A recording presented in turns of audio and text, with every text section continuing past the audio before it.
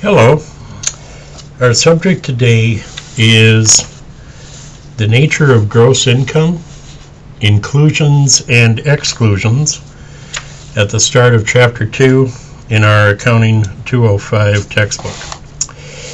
The important thing to remember here is that to look at the bold-faced item on page 22 in your book, because a lot of people are surprised to find this out. All right, the boldface item says all income from any source derived unless there is an exception. Okay, now this includes, little things like honorariums and, for example, you win $500 at the casino, but they don't give you a 1099 for it. All right, and of course this would be all up to you to report this on your tax return if you wanted to. The odds that you would get audited if you didn't, report a couple $100s are pretty slim, but it is the law, and whether or not you think that's important, that is totally up to you. So let's go over some of the items on page 2-3. Okay. Some of the, I'm not going to go over all of them, okay, because a lot of these don't occur with most people. All right, but let's go over some of these items here. All right, alimony. All right, we'll talk about that in a few minutes, but alimony is included in income by the recipient and deductible by the payer. Okay, any commissions that you get, all right, if you're a salesperson, if you get a commission, that is included in income, and in many cases that'll be included on your W-2. All right, one of the items that's on here surprises a lot of people, and that is a forgiven debt, or it says debts forgiven.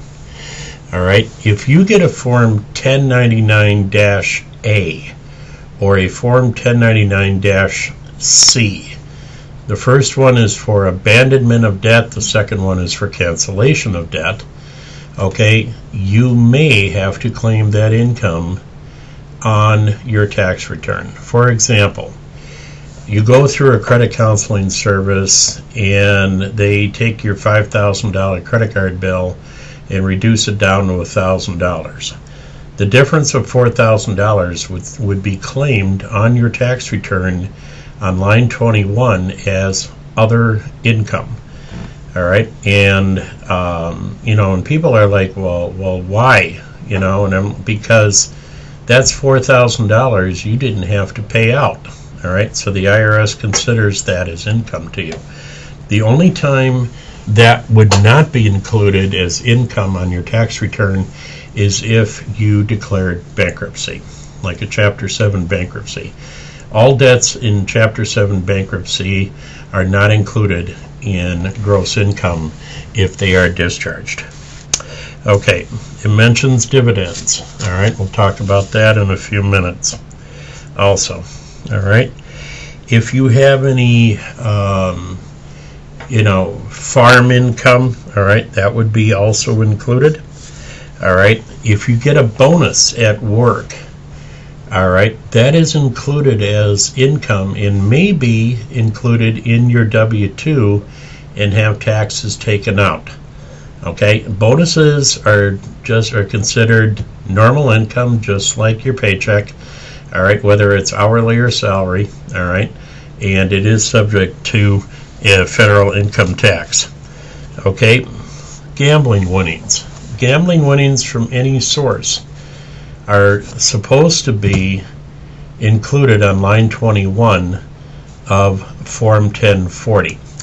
All right, if the gambling winnings are sufficient, all right, you will get a W-2-G from the payer, for example, a casino, all right, if the amount is above a certain amount, and I believe that amount is $1,500.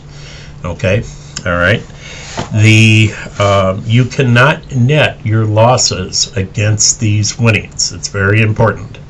So, for example, if you go to the casino and you win $1,000 and you lose $2,000, you still have to report the $1,000 as income on line 21. The $2,000 of gambling losses would be included in Schedule A, and we'll talk about that in Chapter 5. All right. Okay. Something else that students are surprised to see on that list on page 2.3 is unemployment compensation. Unemployment compensation is fully taxable under federal income tax. Okay, let's take a look at the exclusions.